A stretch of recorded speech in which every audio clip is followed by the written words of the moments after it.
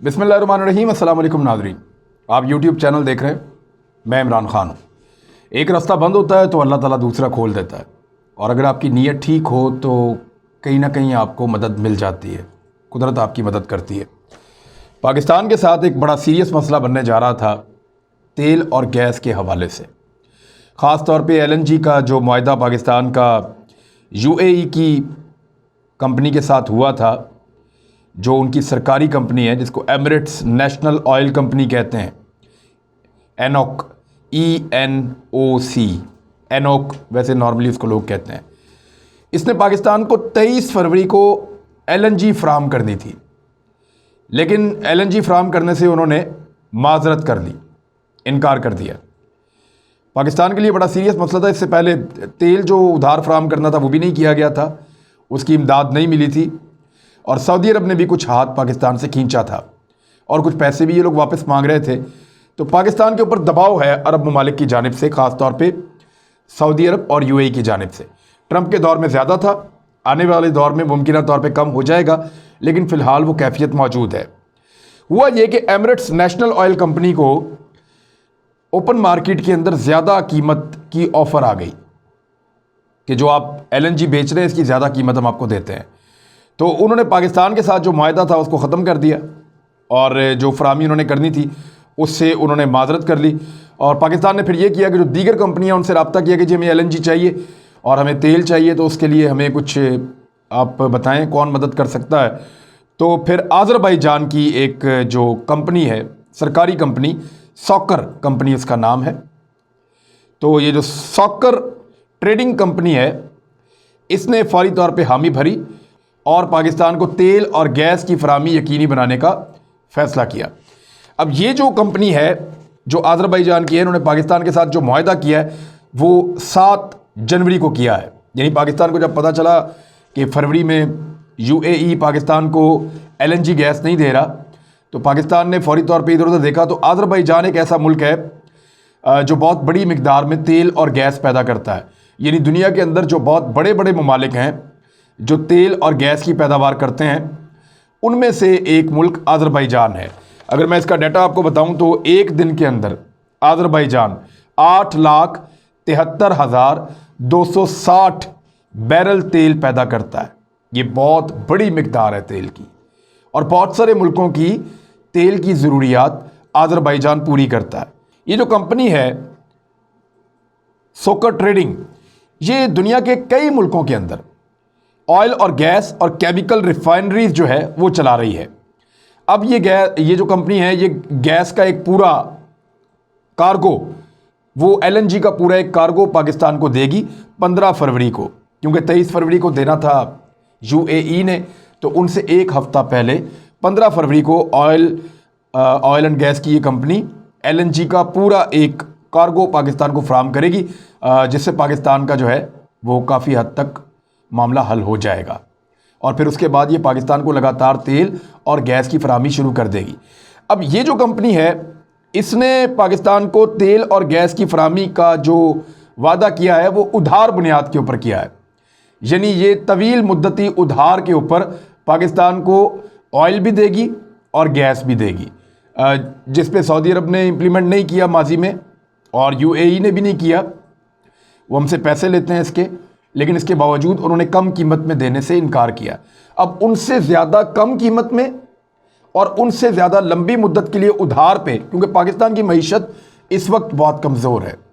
जब तक मईशत बेहतर नहीं होती, जब तक पाकिस्तान के पास पैसे नहीं आते, तब तक पाकिस्तान को उधार तेल और गैस चाहिए होगा ताकि वो अपने मुल्क का एक साइकिल चला सके।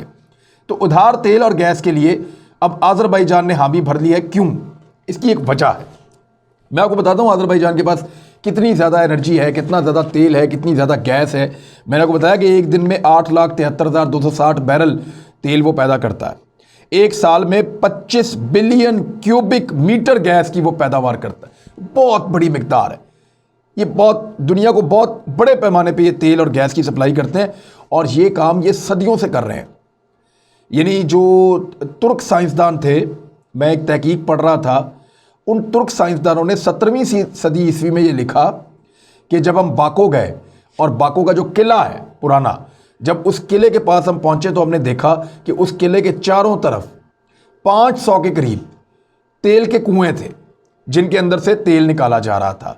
तो ये सदियों पुराना यहाँ पे तेल निकलने का काम हो रहा है और अब तो बहुत जदीद हो रहा है। 18वीं सदी में इन्होंने इसको बहुत जदीद कर दिया था और ये सदियों से यहाँ से तेल निकाल रहे हैं। तो तेल की दौलत से माला माल है आज़रबाईजान का इलाका, कराबाग का इलाका जो अभी उन्होंने आज़ाद करवाया है।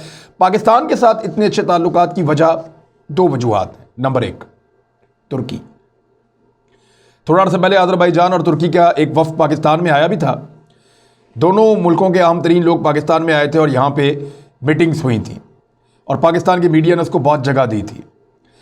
आज़रबाईजान जब लड़ाई लड़ रहा था कराबाख में तो जो 2 मुल्क पूरी ताकत के साथ उसके साथ खड़े हुए थे उनमें से एक तुर्की था, दूसरा पाकिस्तान था। जब आज़रबाईजान अपनी फतह का जश्न मना रहा था तो आज़रबाईजानी लोगों के हाथों में जो झंडे थे, सबसे पहले नंबर पे उनके पास आज़रबाईजान के झंडे थे, दूसरे नंबर पे उनके पास तुर्की के झंडे थे और तीसरी नंबर पे उन्होंने पाकिस्तान के परचम थामे हुए थे। लिहाजा आज़रबाईजान के लोग और उनकी हुकूमत इस बात को मानते हैं कि पाकिस्तान ने इस लड़ाई में पूरी शिद्दत के साथ उनका साथ दिया है और बैनुल-अक़वामी सतह के ऊपर पाकिस्तान ने उनके लिए आवाज़ उठाई है। और आर्मीनिया को आज तक तस्लीम इसलिए नहीं किया कि उन्होंने आज़रबाईजान के एक इलाके के ऊपर कब्ज़ा किया हुआ था। वो अल्हम्दुलिल्लाह आज़रबाईजान ने आज़ाद करवा लिया। पाकिस्तान ने उनकी बहुत मदद की है, बहुत सारी प्लानिंग में, बहुत सारी हिकमत अमली में, बहुत सारी ट्रेनिंग में, और पाकिस्तान ने उनको बहुत कुछ बताया क्योंकि इन मुश्किल इलाकों में पाकिस्तान पहले ऑपरेशंस कर चुका है। ये इलाके वज़ीरिस्तान की तरह के हैं, स्वात की तरह के हैं और कबायली इलाकों की तरह के हैं, तो पाकिस्तान का तजुर्बा है। अफ़गानिस्तान की तरह के हैं, पाकिस्तान का तजुर्बा है। पाकिस्तान ने वो तजुर्बा आज़रबाईजान के साथ शेयर किया, उनको हिकमत अमली बना के दी। तुर्की ने उनको बहुत सारे ड्रोन्स दिए, बहुत सारी टेक्नोलॉजी दी और उसके बाद उनको इन दोनों मुल्कों ने अपनी हमायत का यकीन दिलाया और फिर आज़रबाईजान ने जो अचीव करना था वो कर लिया। अब आज़रबाईजान पाकिस्तान से दोस्ती का हक अदा कर रहा है। एक तुर्की है जो आज़रबाईजान को कह रहा है कि पाकिस्तान को इस वक्त मदद की ज़रूरत है, आप उसकी मदद करें, और एक आज़रबाईजान खुद ये जानता है कि पाकिस्तान ने अपनी दोस्ती का हक अदा किया, अब आज़रबाईजान को भी करना होगा। लिहाजा उन्होंने पाकिस्तान को तवील मुद्दत के लिए उधार तेल और गैस देने का फ़ैसला किया है। आज़रबाईजान के पास एनर्जी इतनी ज़्यादा है कि वो इसी एनर्जी से अपनी बिजली पैदा करते हैं, यानी 90% बिजली वो जो पैदा करते हैं वो गैस से पैदा करते हैं, कुछ तेल से पैदा करते हैं, और ये जो हाइड्रो वगैरह और दूसरी जो बहुत सस्ती बिजली हम यहाँ पे पाकिस्तान में मानते हैं उसको, ये सिर्फ वो 2% पैदा करते हैं। 90% गैस से बिजली पैदा करते हैं और बिजली कितनी पैदा कर रहे हैं? अपनी ज़रूरत से 4 गुना ज़्यादा बिजली आसपास के मुल्कों को बिजली देते हैं। आज़रबाईजान बिजली इतनी ज़्यादा पैदा करता है कि उसकी अपनी ज़रूरत से 4 गुना ज़्यादा बिजली पैदा करने की सलाहियत इस मुल्क के पास मौजूद है और वो पैदा करते भी हैं। और ये आज़रबाईजान ने उस वक्त किया है जब अरब ममालिक की जानिब से पाकिस्तान के ऊपर ये दबाव है कि वो कभी हमें ऑयल के ऊपर बात करते हैं, कभी हमारे जो वहाँ पे लेबर काम कर रही है उनके ऊपर बात करते हैं, कभी जो हमने उनके उधार पैसे देने हैं उनके ऊपर बात करते हैं। लेकिन अब शायद हालात बदलेंगे।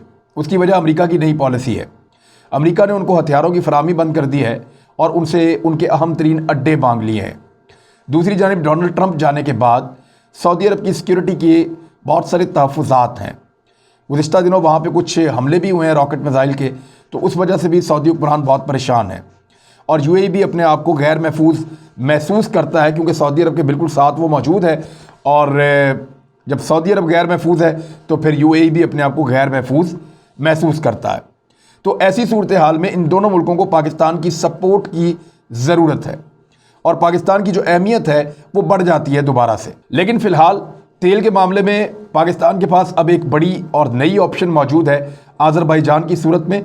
आज़रबाईजान पाकिस्तान की तेल की ज़रूरत पूरी कर सकता है, पाकिस्तान की गैस की ज़रूरत को पूरा कर सकता है, और आने वाले दिनों में जब ईरान के ऊपर से कुछ पाबंदियाँ नरम होंगी, ईरान के ऊपर से पाबंदियाँ हटेंगी, तो पाकिस्तान कानूनी तौर पे ईरान से भी तेल ले सकता है।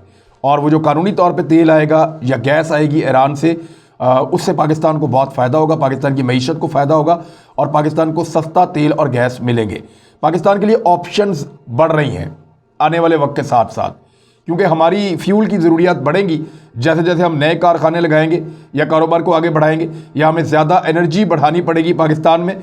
तो हाइड्रल के जो मंसूबे हमने लगाए हैं वो तो 2028, 2030 और कुछ उसके बाद जाकर पूरे होंगे। या कम से कम भी 2026 से। तो ये जो हाइड्रल के पाकिस्तान ने मंसूबे लगाए हैं, पानी से बिजली बनाने के मंसूबे, बड़े बड़े डैम्स बनाने के मंसूबे, वो पाकिस्तान के लिए सबसे सस्ते और बेहतर साबित होंगे। लेकिन उन मंसूबों से बिजली बनने में अभी बहुत वक्त लगेगा। तो तब तक के लिए पाकिस्तान को फ्यूल चाहिए होगा अपनी मईशत का पहिया चलाने के लिए। पाकिस्तान को गैस चाहिए होगी, पाकिस्तान को ऑयल चाहिए होगा। और पाकिस्तान नकद खरीदने की कैपेसिटी नहीं रखता। हाँ, पाकिस्तान ये कर सकता है कि इन चीज़ों को खरीदे, इनसे प्रोडक्शन करे, उन चीज़ों को बेचे और बेचने के बाद जो पैसा जनरेट करे उससे उस उधार को उतारे। तो पाकिस्तान के पास इसके अलावा दूसरा ऑप्शन कोई नहीं है। गरीब मुल्क है, मईशत बहुत बिगड़ी हुई है और ये अब से नहीं बिगड़ी। ये मईशत जो है वो कई दहाइयों से बिगड़ रही है, लगातार बिगड़ते बिगड़ते यहाँ तक पहुँची है। उधार लेते लेते हम यहाँ तक पहुँच गए हैं। ये हुकूमत भी कोई इतनी अच्छी मईशत नहीं चला रही। इनके दौर में भी बहुत सारा उधार लेना पड़ा है और बहुत सारा कर्ज पाकिस्तान के ऊपर चढ़ा है। पाकिस्तानियों की हालत जो बेहतर होनी चाहिए थी वो बेहतर अभी तक नहीं हो पाई। उसमें कुछ कुदरती अवामिल हैं, कुछ माजी की हुकूमतों के लिए हुए कर्जे हैं और कुछ ऐसी पॉलिसीज़ हैं जिनकी वजह से लोगों को और सरमायादारों को आदत पड़ गई है कि पाकिस्तान में वो टैक्स नहीं देते। इस वजह से हुकूमत बहुत ज़्यादा रेवेन्यू जनरेट नहीं कर पा रही। हुकूमत के सामने बहुत सारी मुश्किलात हैं वो अपनी जगह पे, लेकिन एक बहुत बड़ी मुश्किल का हल ये निकला है कि आज़रबाईजान जो एक बहुत बड़ा प्रोड्यूसर है तेल का और गैस का, वो अब पाकिस्तान को तवील मुद्दत के लिए उधार के ऊपर गैस और तेल देने का फैसला कर चुका है। और साथ ही साथ उन्होंने कहा है कि हमारी जानिब से कोई गैर ज़रूरी दबाव पाकिस्तान के ऊपर नहीं होगा, जिस किस्म का दबाव। और वो उन्होंने बात इसलिए की कि उनको पता है कि सऊदी अरब यूएई की तरफ से पाकिस्तान पर दबाव आता रहा है माजी में, लिहाजा उन्होंने कहा कि हम ऐसा कोई दबाव पाकिस्तान पर नहीं डालेंगे। नए रास्ते पाकिस्तान के लिए खुल रहे हैं। लेट्स सी आने वाले वक्त में क्या होता है। ये डिपेंड करता है कि इस पूरे खित्ते की पॉलिसी क्या बनती है, या अमेरिका की नई हुकूमत किस किस्म की पॉलिसी अडॉप्ट करती है इस खित्ते के लिए, खासतौर पे मिडिल ईस्ट के लिए और सेंट्रल एशिया के लिए, या आप इसे कहें साउथ एशिया के लिए। तो इसमें हमें नज़र रखनी पड़ेगी कि जो बाइडन के फैसले किस तरफ जा रहे हैं, उसी से हमें आने वाले वक्त का अंदाज़ा होगा। लेकिन कोई कुछ भी फैसला करे, सबसे बड़ा फैसला साज जो है वो अल्लाह ताला की ज़ात है। जब वो फैसला करता है तो उसका फैसला अटल भी होता है और हक भी होता है। यानी दुनिया ने बहुत सारे फैसले किए थे, लेकिन कोविड-19 आ गया, कोरोना वायरस आया और उसने दुनिया के सारे फैसलों के ऊपर पानी फेर दिया। डोनाल्ड ट्रंप, जिसने अमेरिका की मईशत को बहुत तेज़ चलाया था, बेहतरीन नौकरियां पैदा हो रही थी और उसने दुनिया में जंगों का खात्मा किया था, वो बहुत बेहतर जा रहा था, दोबारा इलेक्शन जीत जाता। लेकिन कोरोना वायरस आया, उसको उसने संजीदा नहीं लिया और उड़ गया। तो अल्लाह ताला जो है ना, वो उसकी एक अपनी हिकमत अमली है और अल्लाह ताला जो फैसला करते हैं उसको कोई टाल नहीं सकता। लिहाजा सबसे पहले हमें अल्लाह ताला पे भरोसा करना होगा और फिर कोशिश करनी होगी। अपना ख्याल रखिएगा, अपने इस चैनल का भी। अल्लाह हाफ़िज़।